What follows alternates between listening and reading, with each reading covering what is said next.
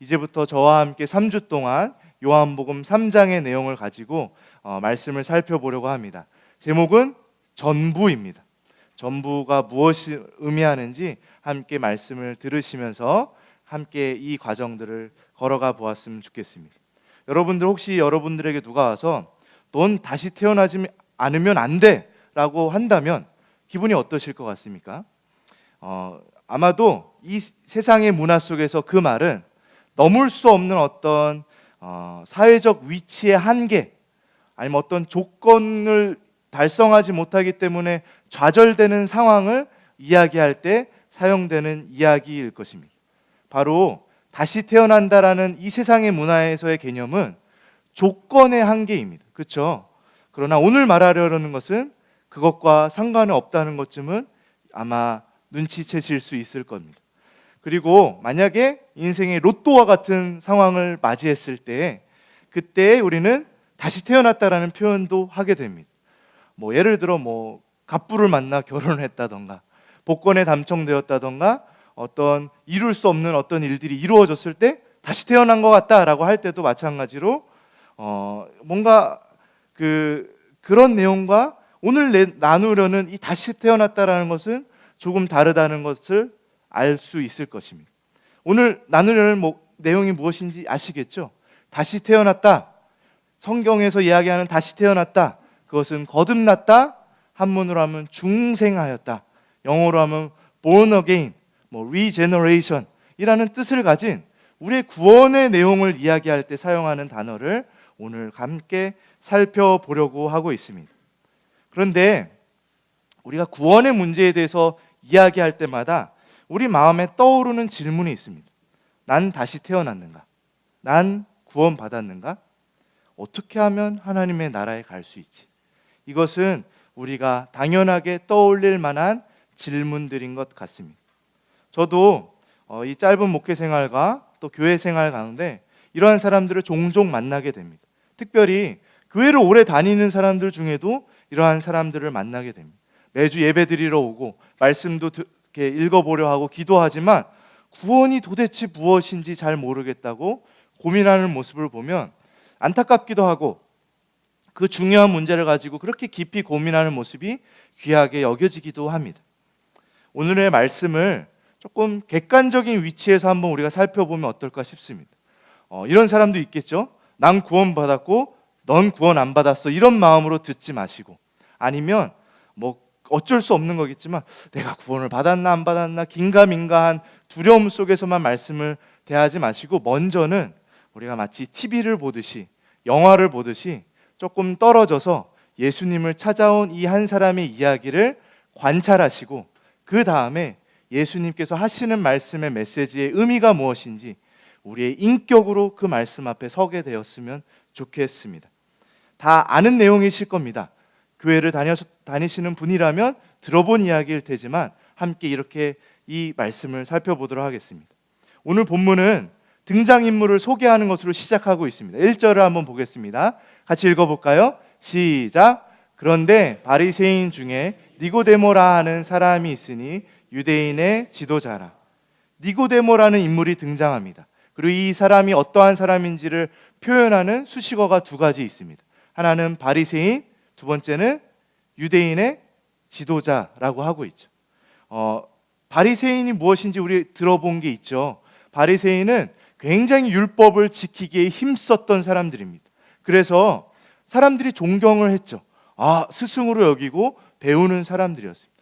그렇게 열심히 율법대로 살아가려고 하니 당연히 그러한 대우를 받았고, 그래서 아마 유대인의 지도자라고 표현할 만했을 것입니다. 그러나 우리는 또한 우리 지식 가운데 바리새인이라는 집단이 예수님과 끊임없는 대립각을 세우고 있었던 문제적 집단이라는 것도 아마 인식하고 있을 것입니다. 이런 바리새인 니고데모가 예수님을 어떻게 생각하고 예수님 앞에 나와서 무슨 일을 하는지 한번 살펴보도록 하겠습니다. 2절입니다. 같이 읽어보겠습니다. 시작. 그가 밤에 예수께 와서 이르되 랍비여, 우리가 당신은 하나님께로부터 오신 선생인 줄 아나이다. 하나님이 함께 하시지 아니하시면 당신이 행하시는 이 표적을 아무도 할 수 없음이니이다. 니고데모는 예수님을 찾아왔습니다. 그리고 예수님을 선생님이라는 뜻의 랍비로 부르고 있습니다. 니고데모의 배경을 생각해 봤을 때 굉장히 충격적인 일들을 하고 있습니다. 하나님께로부터 온 선생님이라는 걸 압니다 라고 인정하고 있는 것이죠. 그리고 그렇게 인정하는 이유가 예수님께서 행하시는 일들을 보아하니 분명히 당신은 특별합니다 라는 마음으로 나와서 만나고 있습니다. 어떤 학자들은 니고데모가 밤에 예수님을 찾아왔다는 이야기를 보고 뭔가 부끄러워하고 뭔가 숨기려 하는 거야 하고 비판합니다. 그런데 꼭 그렇게만 봐야 하는지는 잘 모르겠습니다. 왜냐하면 말씀이 밤에 왔다고 뭐 꾸중을 하고 있거나 이런 내용은 없죠. 어떤 면에서는 좀 더 사람들, 이 군중들로부터 자유로운 한가한 시간에 예수님을 진지하게 대하기 위하여, 만나기 위하여 나온 사람의 모습으로 오히려 인식이 되어집니다. 그리고 이런 니고데모를 향해서 예수님은 굉장히 예상할 수 없는 이야기를 꺼내기 시작하십니다. 3절입니다. 같이 읽어보겠습니다. 시작. 예수께서 대답하여 이르시되 진실로 진실로 내게 이르노니 사람이 거듭나지 아니하면 하나님의 나라를 볼 수 없느니라. 예수님은 이 율법학자 바리새인 니고데모에게 하나님의 나라라는 주제가 얼마나 중요한지 알고 계셨습니다. 그래서 하나님의 나라 이야기를 뜬금없이 꺼내기 시작하십니다. 그리고 이해할 수 없는 이야기를 하시죠. 하나님의 나라는 다시 태어나지 않은 사람은 갈 수가 없다라고 이야기하시는 겁니다. 기독교 교리에 익숙한 우리라면 바로 단번에 알 겁니다. 거듭남을 이야기하는구나, 중생을 이야기하는구나 라는 것을 알 수 있지만 이 선지식이 없었던 니고데모에게는 그가 비록 바리새인으로서 성경을 공부했던 사람일지라도 도대체 무슨 소리야 라고 반응할 수밖에 없었습니다. 다시 태어나지 않으면 하나님의 나라를 볼 수 없다고 니고데모가 이해하지 못하고 있다는 것은 니고데모의 계속되는 이야기를 통해 확인할 수 있습니다. 4절입니다. 같이 읽어보겠습니다. 시작. 니고데모가 이르되 사람이 늙으면 어떻게 날 수 있사옵나이까? 두 번째 모태에 들어갔다가 날 수 있사옵나이까? 니고데모는 멘붕에 빠진 것 같습니다. 도대체 무슨 말이야? 다시 태어나라니? 도대체 그 허둥지둥되는 모습이 말씀에서 느껴지지 않습니까? 어른이 늙었는데 어떻게 다시 태어납니까? 라고 하는데 그럼 어린아이라면 다시 태어날 수 있습니까? 그냥 무슨 말 하는지도 모르고 다시 태어나라니요? 도대체 이해할 수 없는 그것에 대해 반응하고 있는 모습을 볼 수 있는 것이죠. 그리고 예수님이 조금 더 도와주십니다. 그것이 무슨 의미인지. 5절에서 6절입니다. 같이 읽어보겠습니다. 시작. 예수께서 대답하시되 진실로 진실로 내게 이르노니 사람이 물과 성령으로 나지 아니하면 하나님의 나라에 들어갈 수 없느니라. 육으로 난 것은 육이요 영으로 난 것은 영이니. 예수님은 조금 더 구체적으로 설명하십니다. 이것은 너가 엄마 뱃속에 다시 들어갔다 다시 태어나는 것을 의미하는 게 아니야. 이것은 성령과 물로 다시 태어나는, 즉 너의 영혼이 새롭게 태어나는 것을 의미하는 거야 라고 설명해 주셨던 것이죠. 그런데 아무리 설명해도 전달되지 않는 내용이 있습니다. 자신이 경험하지 않은 내용은 깨달을 수 없는 내용이 있는 것입니다. 듣고 배우는 내용들이 분명히 있습니다. 그렇죠. 그렇지만 듣고 배우는 것으로는 깨달아지지 않는, 경험하지 않고는 깨달아지지 않는 것이 있습니다. 이제 군대를 막 갔다 온 남자에게 군대를 막 가는 동생 후배가 와서 군대는 뭡니까? 라고 물어보면 막 겁도 주고 막 재밌는 얘기도 해주고 다양한 얘기를 해주지만 다 얘기해 준 거 뭔가 얘가 깨닫지 못하는 것 같아서 그냥 가봐 라고 이야기하듯이 경험하지 않고는 깨닫지 못하는 것이 있죠. 이제 아이를 키우는 어머니들이 이 아이를 키우면서 느끼는 기쁨과 슬픔과 억울함과 이 모든 이야기를 누군가 아이를 키워본 적이 없는 자를 앉혀놓고 2박 3일을 간증하듯 이야기한다고 해서 이 사람이 깨달았다고 느껴지지 않는 것과 마찬가지입니다. 경험하지 않고는 깨달아지지 않는 것이죠. 성령으로 다시 태어난 것을 경험한 적이 없다면 성령으로 다시 태어난다는 것이 무엇인지 깨닫기 너무나 힘든 것입니다. 니고데모는 당최 무슨 뜻인지 이해하지 못하고 있습니다. 9절입니다. 같이 읽어보겠습니다. 시작. 니고데모가 대답하여 이르되 어찌 그러한 일이 있을 수 있나이까. 니고데모가 이렇게 헤매고 있는 예수님의 말씀을 우리는 얼마나 깨달으며 듣고 계십니까? 오늘의 이야기 가운데 우리가 알고 있는 것들로 쉽게 결론에 다다르지 않았으면 좋겠습니다. 여러분들이 분명 들었던 말씀이고 그리고 알고 있는 내용들이 있지만 이것은 신비로운 것에 대한 이야기입니다. 즉 우리의 영적인 것, 우리의 구원에 관한 이야기이기 때문에 신비로운 것은 너무 쉽게 결론에 다다르면 안 됩니다. 신비로운 것을 쉽게 풀기 시작하는 것들이 이단이 제일 잘하는 일들입니다. 그렇기 때문에 오늘의 말씀을 한번 정말 말씀 가운데 고민하면서 한번 같이 살펴보았으면 좋겠습니다. 니고데모는 아까 제가 설명드렸다시피 분명히 겸손한 마음으로 주님을 인정하면서 나아오고 있는 것 같습니다. 그런데 그의 문제점은 자신에 대한 이해는 한계 속에 갇혀 있다는 것입니다. 그는 자신이 다시 태어날 필요가 있다는 것을 인식할 수가 없었습니다. 무엇인가가 더 필요하다는 것은 깨달았습니다. 나에게 뭐가 부족하다라는 것 깨달았고 예수님이 특별하다라는 것을 깨달았기 때문에 예수님께 나와서 나에게 좀 도움을 주십시오라고 얘기할 만큼 겸손한 모습도 있고 솔직하기도 하고 행동력에 옮기는 용기도 분명히 있어 보입니다. 그러나 자신이 다시 태어나야 된다는 필요는 알지 못했습니다. 즉 그는 예수님께 나오는 동기가 자신의 삶에 무언가가 첨가되기를 바라며 가능하다면 약간의 개조로 조금 더 나아지는 삶을 기대하며 예수님을 만나러 가고 있다는 것입니다. 그러나 예수님의 말씀은 이러한 겁니다. 아예 새롭게 태어나지 않고는 안 돼 라고 말씀하시는 것이죠. 차가 고장난 것 같아요. 약간 수리하면 되겠지 하고 고치러 갔더니 폐차시키고 새 차를 뽑으라고 합니다. 이 정도 문제는 아닌데 라고 생각하면 그것을 납득할 수 없을 것입니다. 니고데모는 이러한 그 마음가짐에 빠져 있는 것 같습니다. 여러분들은 주님 앞에 나오는 것에 어떠한 마음으로 나아오고 계십니까? 신앙생활을 내 삶의 전 존재가 새로워지는 내용으로 인식하고 계십니까? 아니면 내 삶의 영적인 부분을 첨가해야지라는 마음으로 나아오고 계십니까?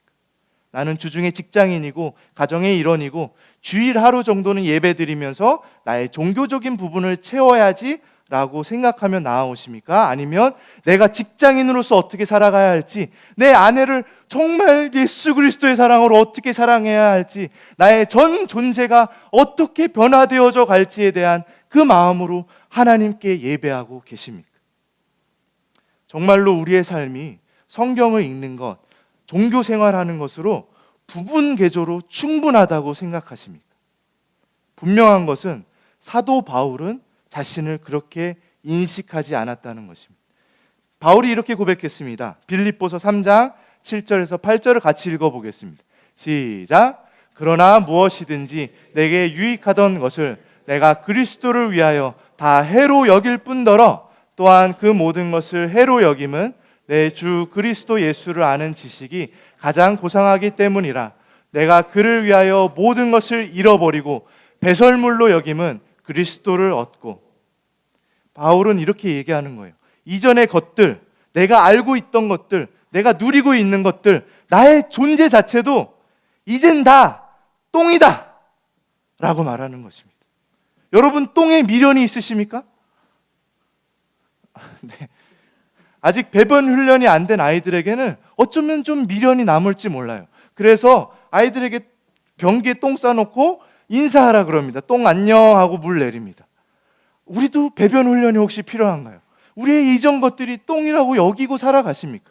바울이 이것이 무슨 부분 개조의 여지가 있다고 생각하면서 이전의 것들을 이해하고 있습니까? 아닙니다. 세상이 발전되어서 똥으로 전기도 만든다고 하는데 그런 얘기하고 있는 겁니까? 아니지 않습니까? 이전의 것들은 다 똥이다. 네, 우리 아이들은 똥이다 하면 되게 좋아해요. 네, 약간의 아이의 감성이 남아 계신 것 같습니다. 바울이 얘기하고자 하는 것은 이전의 것들로는 안 되겠다. 나에겐 새로운 생명이 필요하다라는 것을 절실하게 고백하고 있는 것입니다. 그래서 우리는 우리를 전적 타락이라고 표현합니다. 그것은 우리가 다 같이 무슨 연쇄살인마나 된 것처럼 악할 대로 악하다라는 것을 이야기하기 위한 것이 아니라 나의 지식도, 나의 감정도, 나의 의지도, 나의 존재 자체도 변질되고 타락되어서 그 어떤 것도 나로 하여금 그 구원에 이르게 할 수 없다라는 것을 이야기하기 위한 것입니다. 그렇기 때문에 나의 전부가 바뀌지 않고서는 안 된다라는 것을 표현할 때 하는 이야기가 전적 타락인 것입니다. 다시 태어난다는 것의 의미가 무엇인지 조금만 더 생각해 봅시다. 사람은 스스로 태어나나요? 나와야지 하고 나옵니까? 그러지 않죠. 태어나지는 것입니다. 사람이 창조되어질 때 내가 창조되어야지 하고 창조되어집니까? 그렇지 않죠. 창조되어지는 것입니다. 그렇기 때문에 거듭난다는 것도, 다시 태어난다는 것도 새롭게 창조되어진다는 의미 가운데 바로 창조주 하나님께서 하시는 일에 대한 이야기입니다. 앞서 말씀드렸다시피 그렇기 때문에 거듭남은 신비로움에 관한 이야기입니다. 우리가 그 과정을 이야기한 우리의 이해의 수준을 훨씬 넘어서 있는 일을 이야기하고 있는 것입니다. 그래서 오늘 말씀에 예수님이 이렇게 설명하십니다. 8절 한번 같이 읽어보겠습니다. 시작. 바람이 임의로 불매 내가 그 소리는 들어도 어디서 와서 어디로 가는지 알지 못하나니 성령으로 난 사람도 다 그러하니라. 이것도 괜히 딴지 거는 사람이 이럴 겁니다. 과학이 발전되어서 이제는 바람이 어디서 부는지 어떻게 부는지 알아요 라고 말할 수 있지만 지금도 틀리는 건 일기예보지 않습니까? 그리고 이 시대에 예수님이 이야기를 하는 게 그런 의도가 아니라는 것쯤은 우리가 알 수 있지 않습니까? 예수님이 말하는 건 거듭남은 바람이 어디서 왔는지 모르는 것처럼 그 과정을 너가 다 이해할 수는 없다. 그러나 바람이 불면 나무가 흔들리지, 너 피부로 시원함이 느껴지지, 이런 것처럼 너가 거듭났다면 거듭났다는 것은 알 수 있을 거야 라고 이야기하고 계신 것입니다. 성령으로 다시 태어나는 게 이렇다는 것이죠. 그렇다면 우리 마음에 또 이런 질문 나타나야 됩니다. 그게 뭡니까? 내가 다시 태어났다는 증거가, 내가 정말로 알 수 있는 그 표지가 무엇입니까? 라고 궁금해할 수밖에 없습니다. 오늘 예수님이 그것을 충분히 설명하는 것 같진 않아요. 그러나 성경의 다른 부분들에서는 설명해 주고 있습니다. 그리고 우리의 신앙의 많은 선배들이 남겨놓은 그 지혜의 말들 속에서도 우리는 조금 더 알 수 있습니다. 저도 이 말씀을 준비하면서 마틴 로이드 존스 목사님이 쓰신 요한복음 3장 강해라는 책에서 많은 도움을 받았는데 그분이 이렇게 설명하시더라고요. 우리가 다시 태어났다는 것의 증거, 표지는 우리 안에 있는 갈등이라고 말합니다. 내 안에는 전적 타락한 나의 옛 본성이 남아 있습니다. 그리고 성령으로 다시 태어난 사람에겐 이 새로운 영의 그 존재가 함께 거하고 있습니다. 그래서 우리의 이 옛 본성과 새로운 본성이 싸우며 갈등하며 지내고 있다면 너는 거듭난 걸 알 수 있지 않니라고 마틴 로이드 존스 목사님은 설명합니다. 그러나 그는 또한 이것을 일반적인 양심하고는 구별해야 된다고 이야기합니다. 양심은 예수 믿지 않는 사람, 다시 태어나지 않은 사람에게도 있을 수 있는 이야기입니다. 양심은 소극적으로 작용하는 것입니다. 무슨 잘못을 한 것에 후회하고 이런 거죠. 그러나 새로운 생명은 내 안에 적극적으로 살아있으며 능동적으로 나타나는 생명의 역사를 이야기하는 것이라는 것이죠. 거듭남은 그렇기 때문에 이 시대 사람들이 열광하는 게 뭡니까? 나답게 살겠소라고 하는 거죠. 그러나 거듭남은 사실 그것과는 거리가 멉니다. 내가 아닌 새로운 창조가 되어가는 과정입니다. 다시 표현하자면 거듭남이란 내 안에 새롭게 생긴 생명이 그저 나로 살아가도록 내버려 두지 않는 것을 의미하는 것입니다. 이런 맥락에서 생각해 보면 하나님의 심판이란 나로 하여금 그냥 나답게 살아가도록 내버려 두는 것입니다. 하나님이 필요 없는 내 성질대로 그냥 막 살아가는 나다운 삶의 모습으로 내버려 두는 것이 하나님의 심판이라는 것을 이해할 수 있습니다. 바울은 예수 그리스도를 핍박하던 사람이었죠.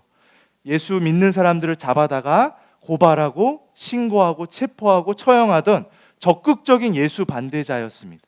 그러던 어느 날 그도 예수 그리스도를 만나고 새로운 생명을 얻게 되었습니다. 그리고 나서 그리스도인들을 만나자 그리스도인들이 두려워하며 그를 대할 때 바울이 아마 얘기하는 건 이런 겁니다. 나다! 그런데 내가 아니다. 나 너희 핍박하던 바울 맞아. 그러나 이전에 내가 아니야. 나는 새로워진 하나님의 자녀 예수 그리스도를 따르는 종 바울이 되었어라고 이야기하고 있는 것입니다.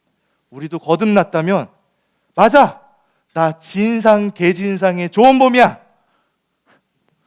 왜 웃으세요? 동의하시나요? 그러나 그것은 나의 옛본성이야. 가끔 남아서 그게 보여줘서 미안해. 하지만 나는 새로워진 하나님의 자녀 좋은 봄이야 라고 이야기하는 것이죠. 이 변화는 완성형이 아닙니다. 그래서 갈등이 표지라고 이야기하는 것입니다. 갈등이 표지라는 것이 얼마나 위로가 되는지 아십니까?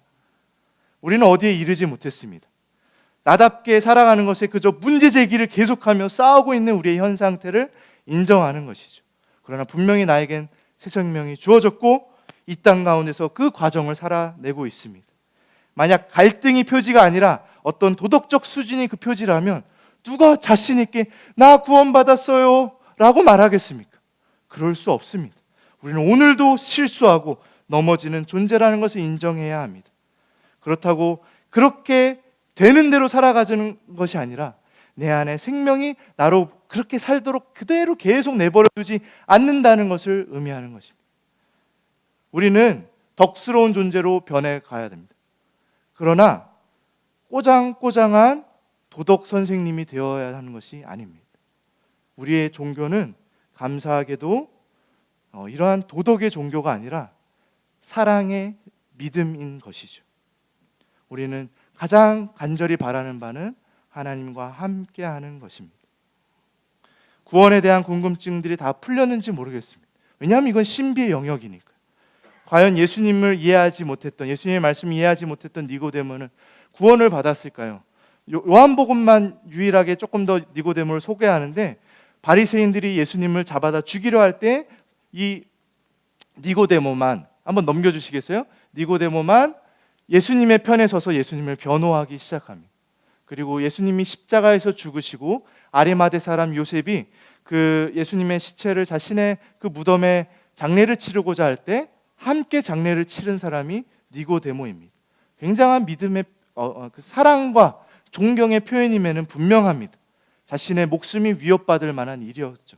그러나 말씀이 정확하게 니고데모가 구원받았는지에 대해서 증거하고 있지 않아 모르겠지만 이 마음들, 이 삶의 모습들 속에 예수님을 받아들이지 않았을까, 그 새 생명으로 변화받지 않았을까라고 한번 추측해 볼 뿐입니다. 예수 그리스도 안에서 새롭게 태어난다는 것은 첨가나 개조가 아니라 재창조입니다.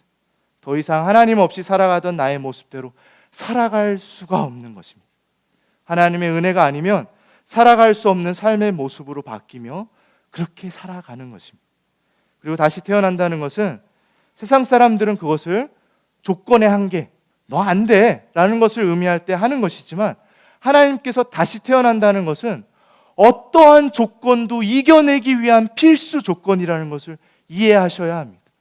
우리는 그 누구도 하나님의 조건에 이룰 수가 없는 존재들이었는데 이제는 거듭남이라는 그 은혜를 주심으로 공부를 잘했던 놈이든 못했던 놈이든 잘생긴 사람이든 못생긴 사람이든 좀 손의 모양이 마음에 안 들었습니다.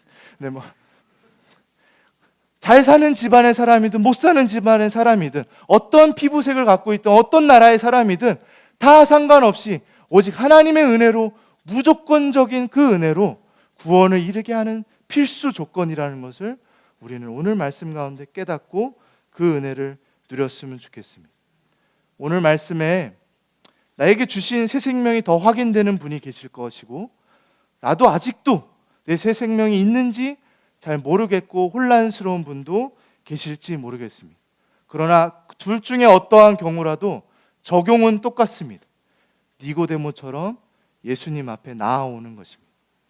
나에게 나의 전부를 바꿔주신 예수님을 향해 나아오든, 전부가 바뀌게 되길 바라는 마음으로 나아오든, 우리는 예수님 앞에 나아오는 것입니다.